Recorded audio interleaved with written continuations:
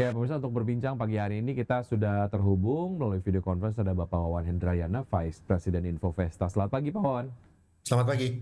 Baik Pak Wawan, terima kasih sudah bergabung sama kami bersama Market Bus di pagi hari ini. Semoga sehat selalu Pak Wawan. Baik, bicara mengenai pergerakan dari IHSG yang melemah kemudian 0,87% di tengah volume dan juga frekuensi perdagangan yang tinggi. Sebetulnya ini mengindikasikan apa Pak Wawan? Ya, memang ISG mengalami koreksi sudah beberapa hari berturut-turut ya.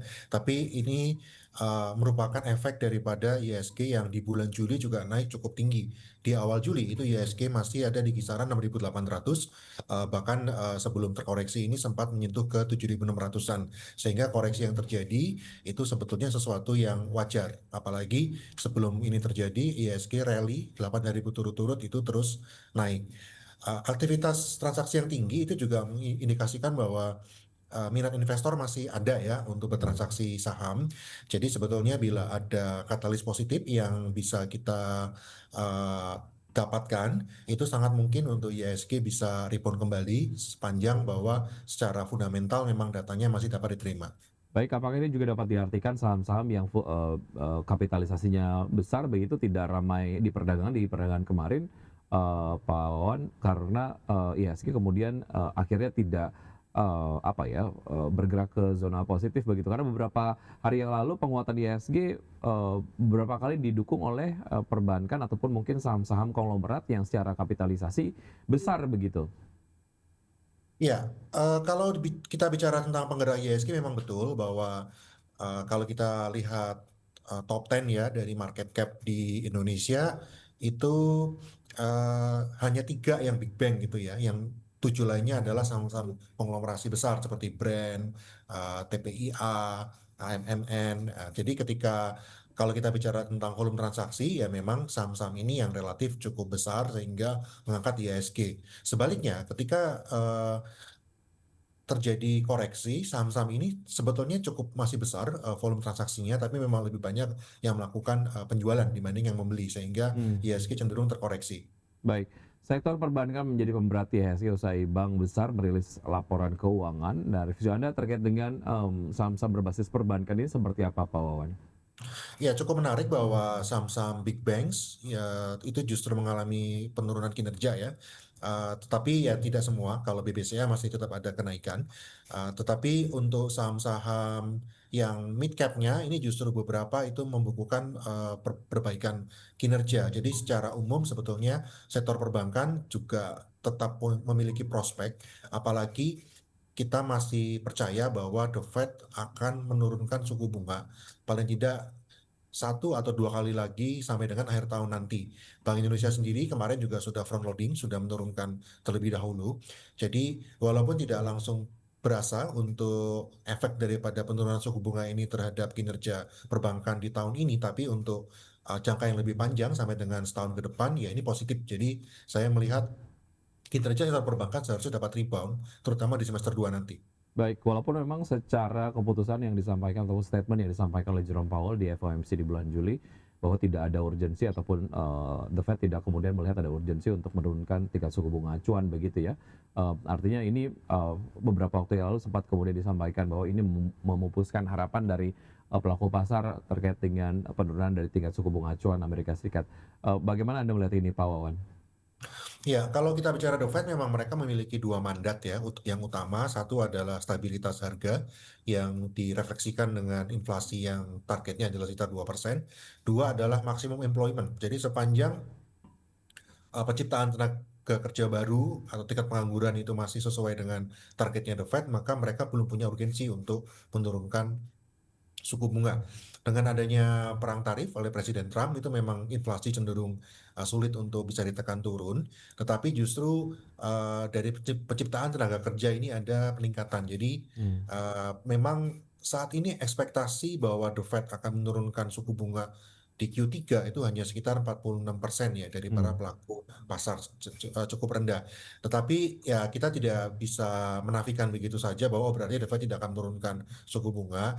karena bagaimanapun juga ada tekanan politik juga dari Presiden Trump yang menginginkan agar suku bunga turun dan Jerome Powell sendiri itu sampai dengan tahun depan ya kalau nggak salah sekitar bulan Februari tahun 2026 masa jabatannya. Jadi pelaku pasar ya sudah melihat bahwa kemarin pun di rapat FOMC itu sudah ada beberapa gubernur The Fed yang uh, dissenting opinion gitu ya, tidak Hmm. tidak setuju bahwa dipertahankan, ya, ingin sudah mulai diturunkan. Karena itu walaupun tadi prediksinya turun dari sisi probabilitas suku bunga turun, tetapi masih tetap ada.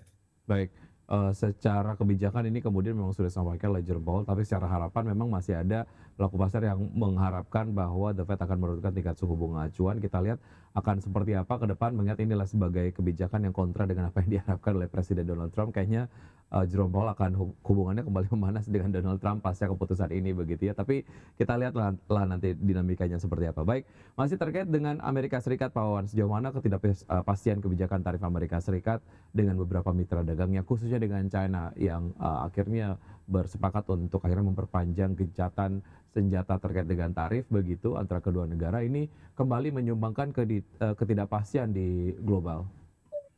Ya, dalam jangka pendek memang ketidakpastian atas deal dari Presiden Trump ini membuat eh, beberapa investor melakukan aksi jual justru ya, dan keluar dari Indonesia. Artinya ada memang kalau kita lihat memang capital outflow, net sell asing terutama itu masih terus terjadi di tahun 2025 ini. Tetapi karena Indonesia menjadi salah satu negara yang sudah melakukan deal dengan Presiden Trump, dan kita juga sudah memahami bahwa apa yang diinginkan Presiden Trump itu sudah mulai jelas ya, bahwa tarif yang dikenakan dapat lebih rendah sepanjang eh, antara negara counterpartnya itu impor dari Amerika Serikat, terutama sisi energi, atau melakukan investasi di Amerika Serikat. Ya, dengan framework ini ya berarti sebenarnya investor sudah mulai dapat meraba apa yang diinginkan oleh Presiden Trump. Memang China ini masih alot dengan perdagangannya, tapi dengan Uni Eropa, Indonesia, Jepang itu sudah tercipta deal. Jadi sepanjang ini sudah bisa stabil, ada kemungkinan apalagi dengan impor ke Indonesia kan 0% gitu ya. Kalau Amerika ekspor ke Indonesia, harapannya sih ada masuknya FDI ya, Foreign Direct Investment ke Indonesia karena dipandang kita lebih menarik. Tapi ini memang lebih ke long term. Dalam jangka pendek sambil menunggu perdamaian antara Hmm. Presiden Trump dan China, saya yakin pasar saham memang masih akan volatil. Oke, baik, secara kebijakan sendiri antara Indonesia dan juga Amerika Serikat dapat kemudian berlaku bahkan sebelum Agustus disampaikan oleh Menko Perekonomian Erlangga Hartarto. Tapi artinya ini sekarang memang sudah berlaku begitu, dan dari masyarakat sih ataupun dari yang disampaikan oleh Presiden Prabowo Subianto juga memang akan dilakukan upaya untuk menego lagi supaya tidak 19% begitu. Tapi sementara yang sudah disepakati sudah berjalan efektif begitu ya. Baik, kita ke saham perbankan, Pak Wawan, yang kemarin juga cukup menarik perhatian dari investor yang BBCA yang membukukan pertumbuhan laba satu digit. Apakah ini mendatangkan sudah mencapai titik jenuh, atau bagaimana Anda melihat sebetulnya kinerja dari BBCA sendiri? Ya, tentu saja tidak bisa dibilang titik jenuh juga ya, karena masih bertumbuh, dan bahkan kalau Big Bang lainnya justru ada yang mengalami penurunan kinerja begitu. Ini artinya BBCA ini secara kinerja masih sangat solid dan relatif stabil atau defensif. Tapi tentu saja kita dapat melihat dari berbagai sisi ya, walaupun tadi memang pertumbuhan labanya sekitar 8%. Tapi kalau kita lihat dari pertumbuhan kreditnya sebenarnya masih double digit ya. Hampir 13% untuk BBCA, ini salah satu yang tertinggi untuk big banks. Dan juga BCA sendiri kita tahu bahwa dia juga mengembangkan untuk perbankan digital yang mungkin akan ada IPO kalau gosip-gosip di pasar. Lalu juga uh, pertumbuhan kalau kita lihatnya secara year on year itu juga masih stabil untuk BBCA. Jadi saya tidak melihat ini menjadi titik jenuh BBCA berarti kinerjanya akan terus memburuk, tidak. Hmm. Tapi ya ini menjadi bukti bahwa BBCA cukup defensif dan ada potensi yang tinggi sekali kinerjanya akan membaik di semester 2 tahun ini. Oke, kalau kita, taruh, 3 posisi perbankan yang menurut Anda, paling direkomendasikan lah ya, eee, apa saja dan secara valuasi mungkin, seberapa menarik ketiga bank tersebut, Pak Wawan? Rekomendasi 3 bank? Ya, yang Ya. menurut Anda nampaknya ini paling baik lah begitu. Oh, oke. BBCA saya yakin masih sangat baik ya, saya tetap, rekomendasikan karena bagaimanapun juga ini,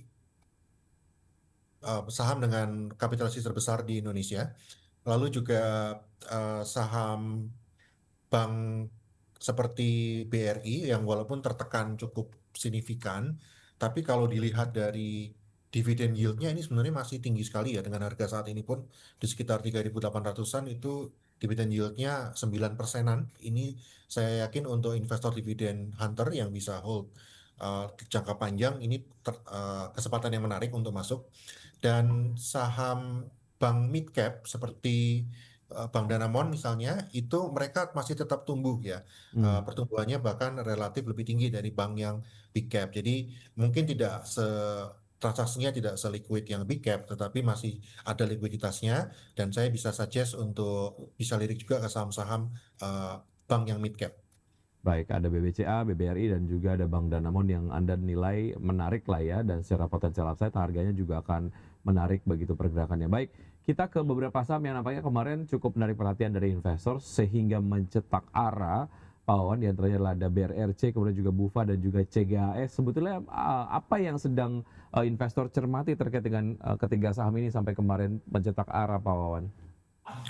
Ya, tentu saja ini mereka bisa memiliki sentimen berbeda-beda ya. Contoh BRRC ini memang pasca IPO ya volatilitasnya memang tinggi sekali.